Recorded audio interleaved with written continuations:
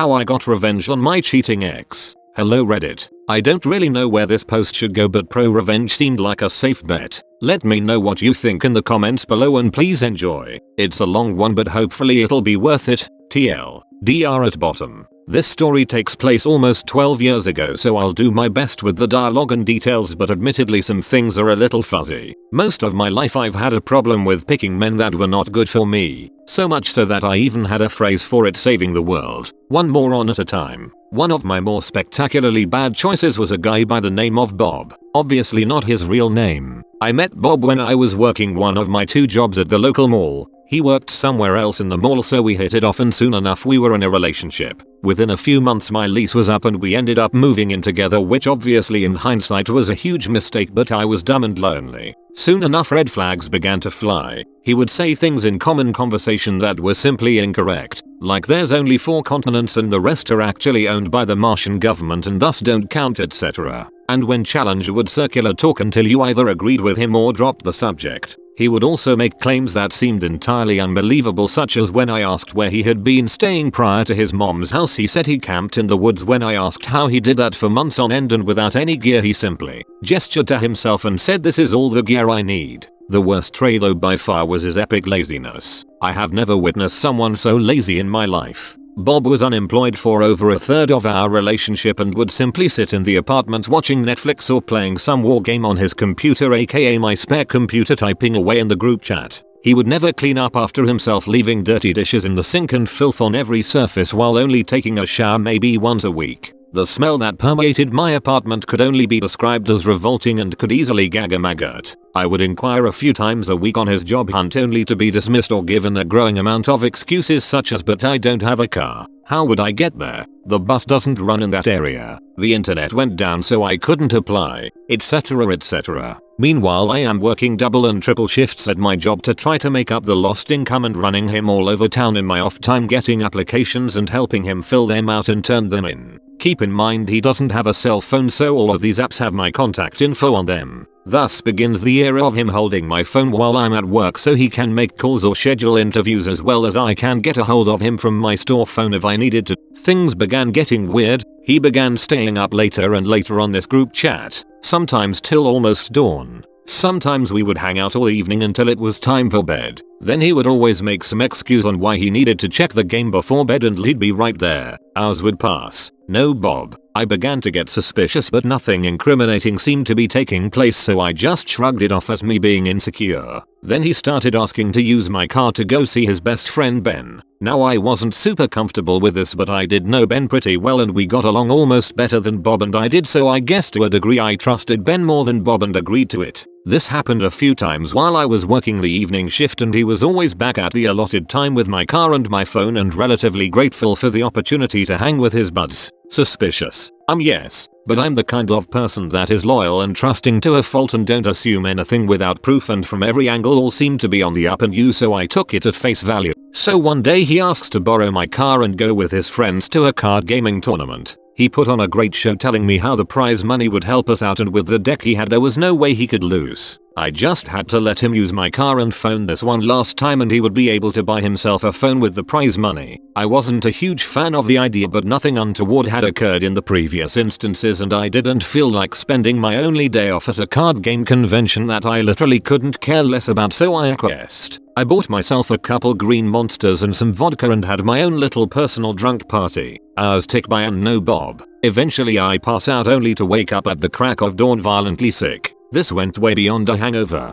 I start retching in the bathroom until there was nothing left but bile, but the retching wouldn't stop. Hours ticked by and I lay in my bathroom floor sweating and convulsing with no phone, no car and no Bob. I eventually was able to crawl to my room and wrap myself in a bathrobe before crawling down my apartment building stairs and began knocking on the closest doors. It took 3 apartments before someone opened the door and allowed me to use their phone to call my mom. My mother was at my act in 6 minutes flat and rushed me to the ER where I was diagnosed with an aggressive and antibiotic resistant strain of C. diff. Bob finally showed up later that afternoon, phone and car keys in hand, looking very concerned and claiming to be deeply apologetic, but my mom hated him from that point on. I was out of the hospital and back to work within a few days, but it was the beginning of the end. During these last months we were constantly scraping by due to his lack of consistent income and poor spending habits. There were jobs gotten and there were jobs lost for various reasons throughout our relationship, but the final job was one I helped him get literally 3 buildings down from my own workplace. This company rents furniture and electronics on a weekly monthly basis, and I happen to know most of the employees and the hiring manager as they are regular customers at my coffee establishment. I was able to use what little sway I had to get him on there, and he accepted a job as a delivery man.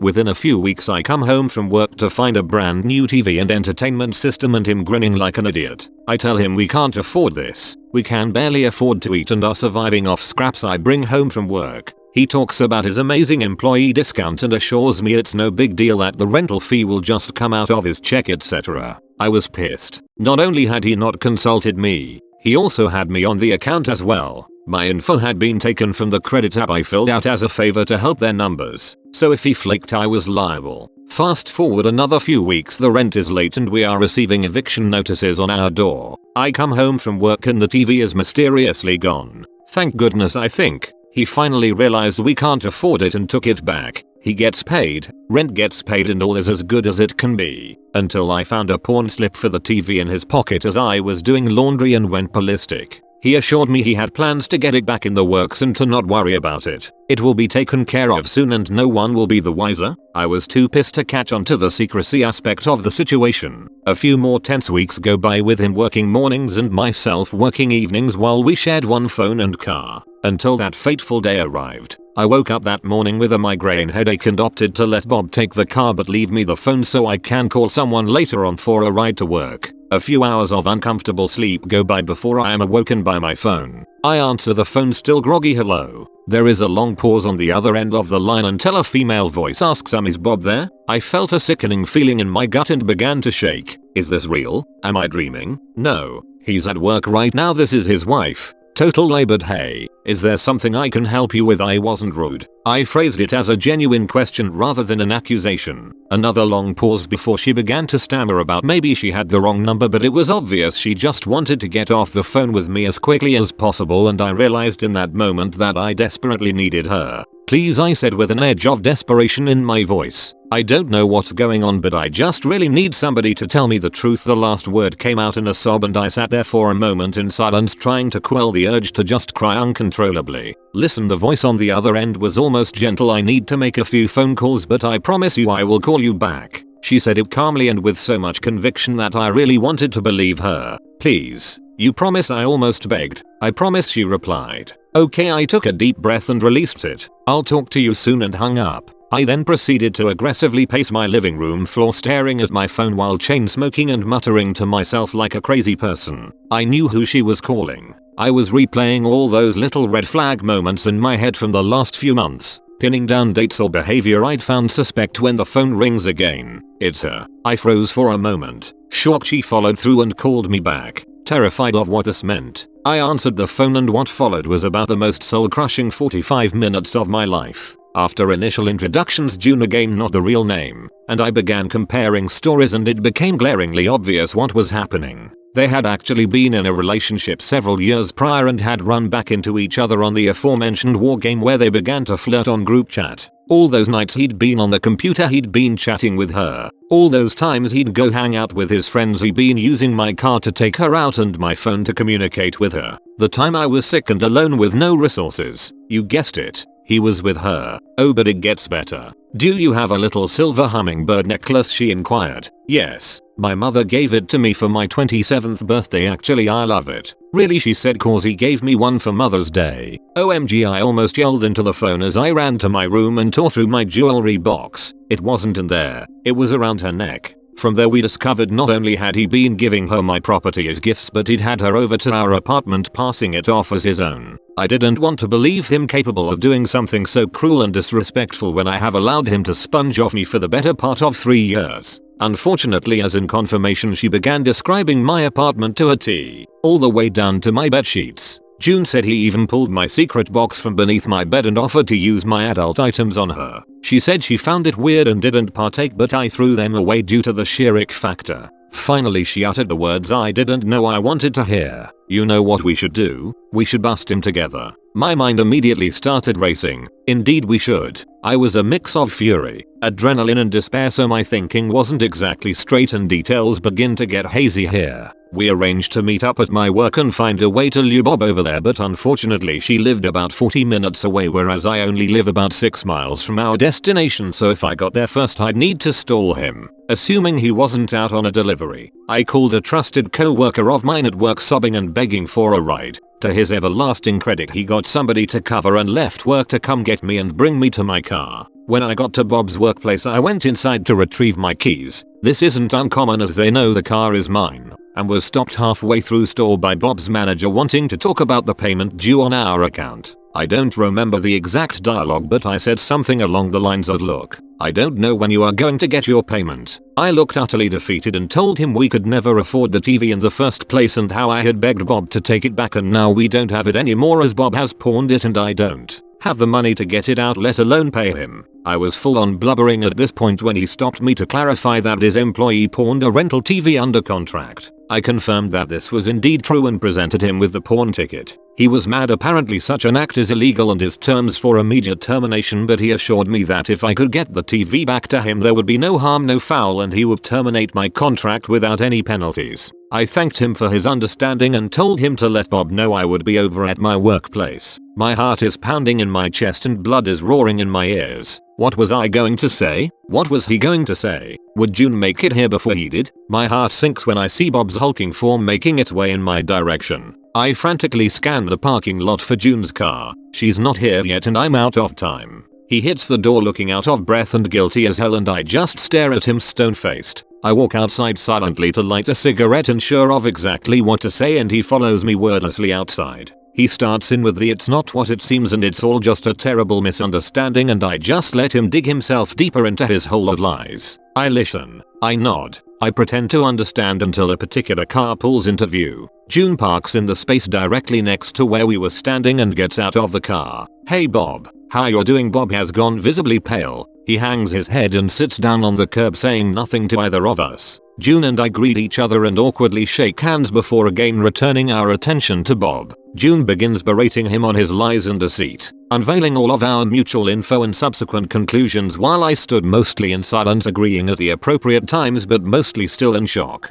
After 20 minutes of this I finally mustered up the courage to take my stand. "We are done. I don't want to see you ever again. I'll pack up your things, only 2 boxes worth, and your sister can contact me in a few days to pick them up. Now I want your key." I held out my hand and looked at him. "Not until I get my stuff out. Then you get your key," he replied. I tried to argue but he continued to refuse and used his large stature to his advantage, knowing I'd have no chance in a physical altercation. He turned and walked away heading back toward his workplace. June and I talked a little more before she handed me my hummingbird necklace and left. I stood there alone staring at nothing trying to wrap my head around what had just transpired and then I cried. Oh how I cried. With nowhere else to turn I had only one call to make. To my mom. The moment she answered I unleashed this deluge of words at her that were half sobs and half rant. "Stay right there. I'm coming," she said. God bless my mother. Soon enough both of my parents pull up in my dad's truck and my mom gets out to comfort me and give me hugs. I look at the driver's seat and see my father with his jaws clenched and a death grip on the steering wheel while staring straight ahead. Oh crap.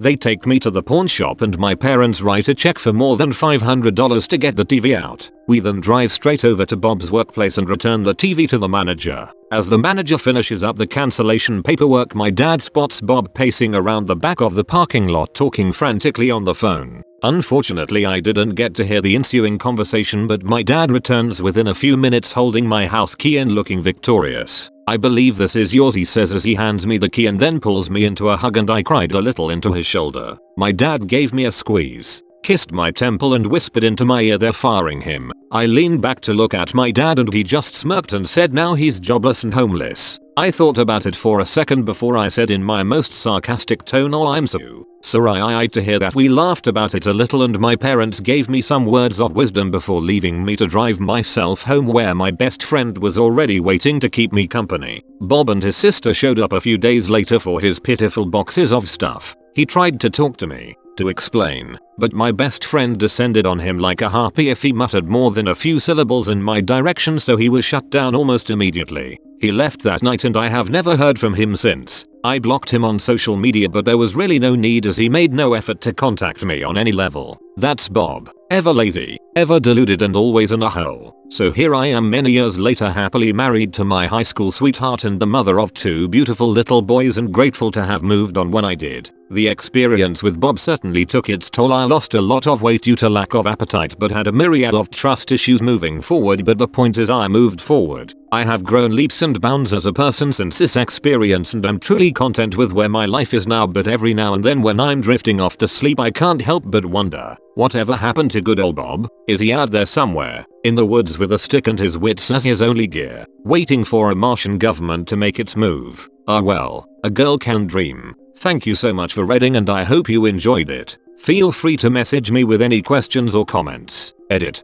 Since this seems to be a minor point of contention, I would like to better explain the mention of Netflix early on in the post. I realize by the way it is phrased it may have given some of you the wrong impression. He was not streaming Netflix, as streaming wasn't much of a thing then. He would just have revolving door of movies he'd chosen on disc coming and going from the house. Beyond that, he busied himself playing my PS2, being a bane on society and general douchebagery. TLDR. I discovered my boyfriend was cheating, so I organized a sting operation with the other woman. Boyfriend ended up chickless, jobless and homeless within a matter of hours. And now for some top comments. Whoa, kudos to you for kicking his ass to the curb. Quite literally too. Your parents were amazing. Kudos on your dad getting your key back so you didn't have to go through the entire Bob scenario where he lets himself in and then spends the next 6 hours harassing you to forgive him. Your best friend shutting him down. Honey, you had an awesome support team, and if I could, I'd bake them all cookies. I love that you got a happy ending. A lot of women who go through this seem to lather, rinse and repeat on the bad relationships.